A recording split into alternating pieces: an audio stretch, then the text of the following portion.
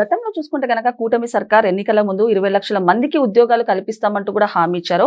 అలాంటిది ఇప్పుడు చూసుకుంటే కనుక డిఎస్సితో పాటు పలు ఉద్యోగాలలో భర్తీ అయితే చేశారని చెప్పొచ్చు. మరి ఈ నేపథ్యంలోనే 20 లక్షల మంది ఉద్యోగాల భర్తీ ఆ టార్గెట్ ఎప్పుడు పూర్తవుతుందంటూ కూడా వైసీపీ ప్రశ్నిస్తున్నట్టు తెలుస్తుంది. మరి దీని గురించి విశ్లేషించుకోవడానికి మనతో పాటు పొలిటికల్ అనలిస్ట్ లింగమనేని శివరామ ప్రసాద్ గారు ఇప్పుడు మనతో ఉన్నారు. నమస్తే సార్.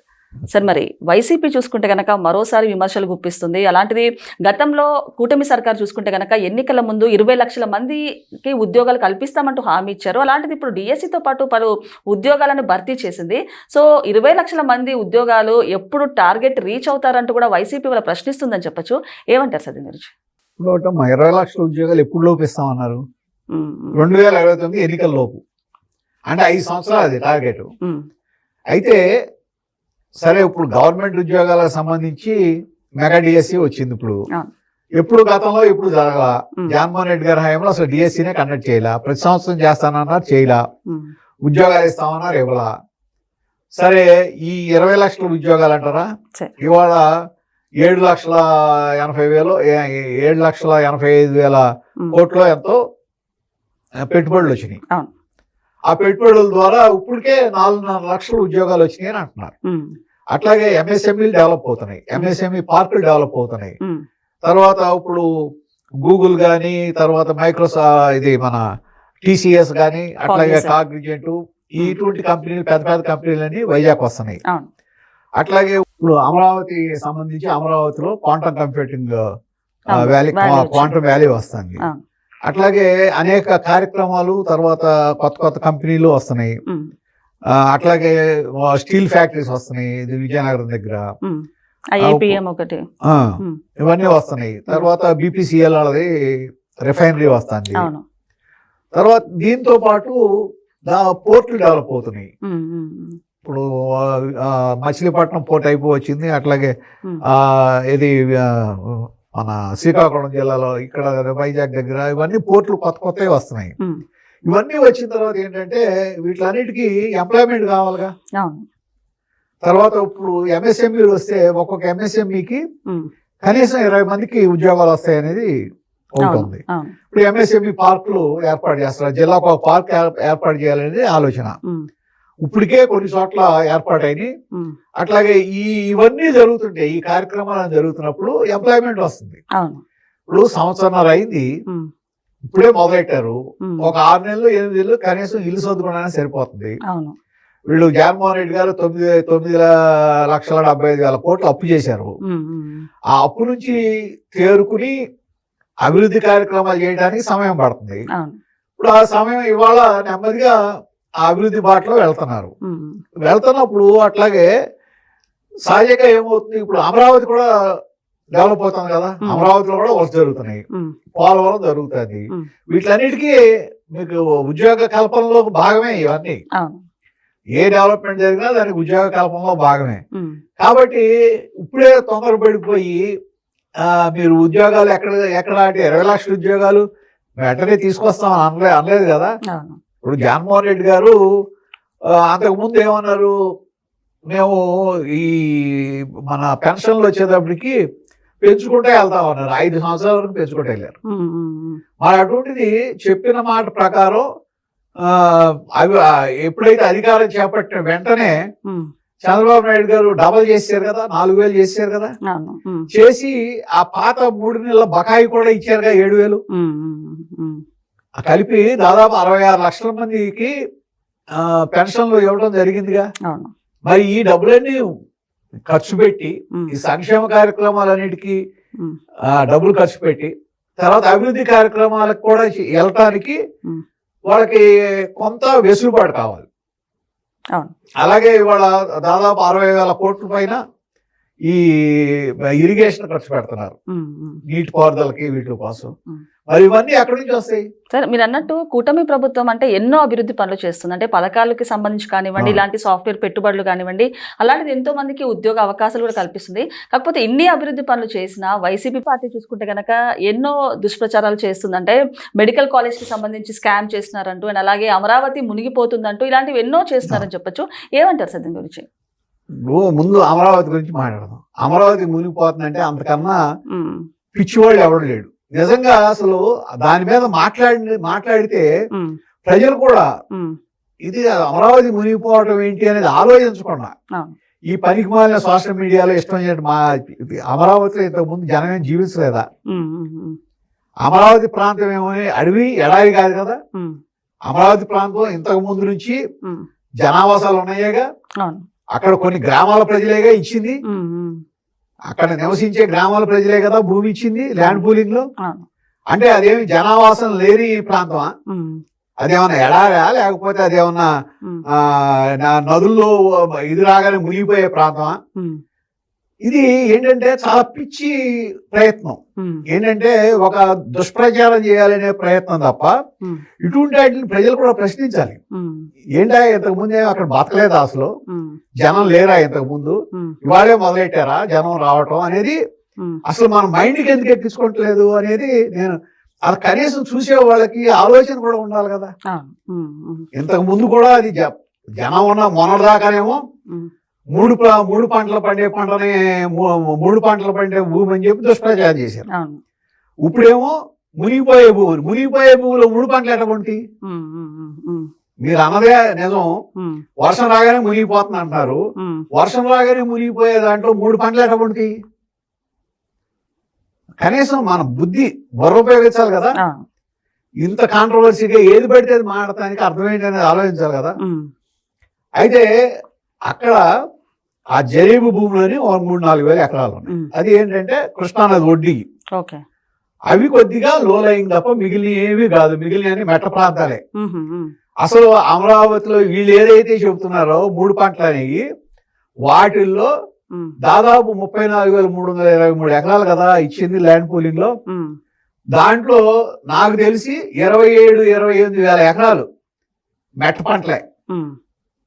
అవి కూడా వర్షాధారం భూములు ఎక్కువ. ఇంతకుముందు పత్తి, వేరుశనగ ఇటువంటి వేసుకునేవాళ్ళు. దాన్ని తీసుకొచ్చి 3 పంటలు పండే భూమి అంటే ఆ ప్రాంతం వాళ్ళు నవ్వుకుంటున్నారు.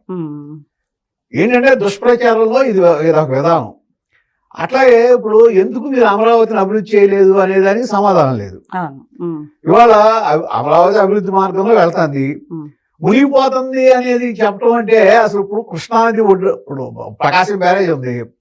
ప్రకాశం బ్యారేజీకి జగన్మోహన్ రెడ్డి గారు ముఖ్యమంత్రిగా ఉన్నప్పుడు, చంద్రబాబు నాయుడు గారు ఆ ఒడ్డు ఉన్న ఇంట్లో ఉన్నప్పుడు అది ఖాళీ చేయించడం కోసం బ్యారేజీ గేట్లు ఎత్తకుండా 11 లక్షల క్యూసెక్లు వాటర్ వచ్చినప్పుడు కూడా కిందకు వదలకుండా ఆపినప్పుడు కూడా ఆ ప్రాంతం మునగల.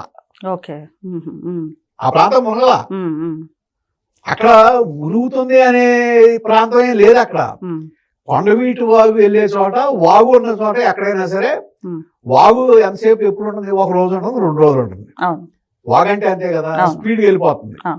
అప్పుడు వాగు వచ్చినప్పుడు ఎక్కడన్నా ఆ పరిసర ప్రాంతాలు కొద్దిగా మునిగితాయి తప్ప మొత్తానికి మునిగిపోవడానికి అక్కడ ఏం ప్రజలు లేదా? అదేమన్నా లేకపోతే అదేమన్నా పనికిరాని భూమియా, లేకపోతే పనికిరాని ప్రాంతమా?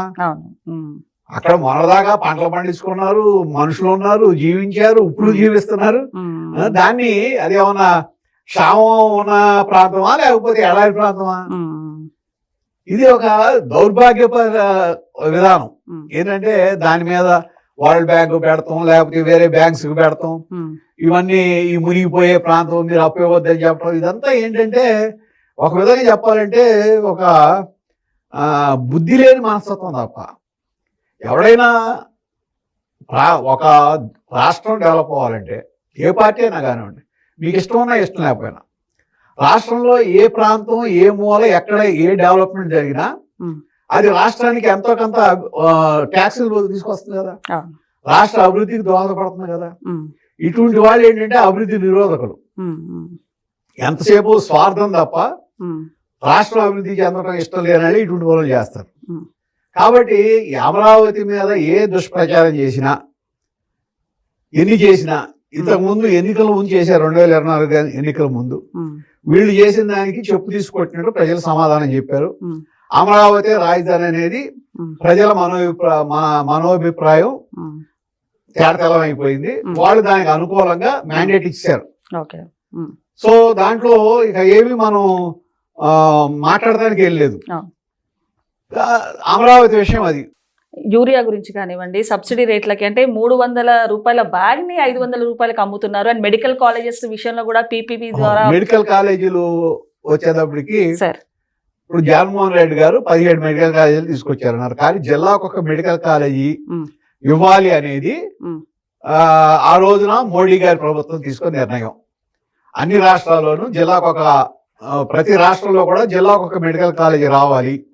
దాని ప్రకారం 17 మెడికల్ కాలేజీలు మనకు వచ్చినాయి. కానీ వచ్చిన తర్వాత ఆయన 5 సంవత్సరాల్లో ఎన్ని మెడికల్ కాలేజీలు మనకు పూర్తయినాయి? 4. 5వది కూడా పూర్తి అవ్వాల. అంటే ఈ విధంగా మెడికల్ కాలేజీలు పూర్తి చేయాలంటే 17 మెడికల్ కాలేజీలు దాదాపు 15 ఏళ్ళు 20 ఏళ్ళు పడుతుంది. 15 ఏళ్ళు 20 ఏళ్ళు పడినప్పుడు దానికి ప్రజలకి ఇప్పుడు స్టూడెంట్స్ అందుబాటులోకి ఎట్టొస్తుంది? అదే పబ్లిక్ ప్రైవేట్ పార్ట్నర్షిప్. ఇది పార్ట్నర్షిప్ అంతేగాని ప్రైవేట్ కి అప్పచెప్పటం కాదు, ప్రైవేట్ పరం చేయటం కాదు. ఒకవేళ ఇదే పీపీపీ తప్పు అయితే ఇవాళ రోడ్లే ఇప్పుడు మనకి నేషనల్ హైవేస్ వస్తున్నాయి, తర్వాత అనేక ప్రాజెక్టులు కడుతున్నారు. ఇవన్నీ కూడా పీపీపీ కింద కడుతున్నాయే. మరి అటువంటిప్పుడు మనకి అసలు హైవేస్ వద్దా? వదిలేద్దామా? ఇవన్నీ జరుగుతున్నాయి కదా. పబ్లిక్ ప్రైవేట్ పార్ట్నర్షిప్ అనేది కొన్ని 2-3 దశాబ్దాల నుంచి వస్తుంది. అయితే దీన్ని పట్టుకుని వాళ్ళకి అమ్మేస్తున్నారు అంటారు. అమ్మరు వాళ్ళ వరకు కొన్నాళ్ళు. ఇప్పుడు ఎవరో దగ్గర హైదరాబాద్ మెట్రో ఉంది. మెట్రో ఇది ఎల్ఎన్టీ చేసింది. ఇవాళ ఎల్ఎన్టీ వచ్చి ప్రభుత్వానికి అప్పచెప్పేసి తప్పు ఉంది కదా. అది పీపీపీ అంటే. రేపు గవర్నమెంట్ అధీనంలోనే ఉంటాయి, కాకపోతే ప్రైవేటు వాళ్ళ దీంట్లో రన్ అవుతాయి. అది వాళ్ళ మేనేజ్మెంట్ లో రన్ అవుతాయి. వాళ్ళు డబ్బులు పెట్టి డెవలప్ చేస్తారు. ఇప్పుడు ఒక్కొక్క మెడికల్ కాలేజీకి 3-4 వేల కోట్లు లేకపోతే 2 వేల కోట్లు కావాలంటే ఇప్పుడు 17 మెడికల్ కాలేజీని డెవలప్ లేకపోతే ఒక 12 మెడికల్ కాలేజీ డెవలప్ చేయాలంటే 25,000 కోట్లు కావాలి. ప్రభుత్వం చేసిన అప్పు తీసుకురావాల్సిందే. దాని బదులు ఆ అప్పు ఏదో ప్రైవేట్ వాళ్ళు చేసి దాన్ని డెవలప్ చేస్తే ఆ 20 ఏళ్ళు 25 ఏళ్ళ తర్వాత మళ్ళా ప్రభుత్వానికి అవన్నీ తిరిగి వస్తాయి. కాబట్టి ఆ విధానంలో తప్పేంటి అనేది మాట్లాడకుండా అమ్మేస్తున్నారు అనేది దుష్ప్రచారం. కాబట్టి ఇది ప్రభుత్వం కూడా క్లారిటీ ఇవ్వాలి పూర్తిగా. అంటే పీపీపీ అనేది ఏంటి అనేది అర్థమయ్యేదని చెప్పాలి. ఈ పీపీపీ కింద అనేక ప్రాజెక్టులు, ఇప్పుడు కాళేశ్వరం ప్రాజెక్ట్ కూడా అంతే కదా. కాళేశ్వరం ప్రాజెక్ట్ మొత్తం ప్రభుత్వం ప్రైవేట్ పార్ట్నర్షిప్ ఉంటుంది. రోడ్లు అంతే.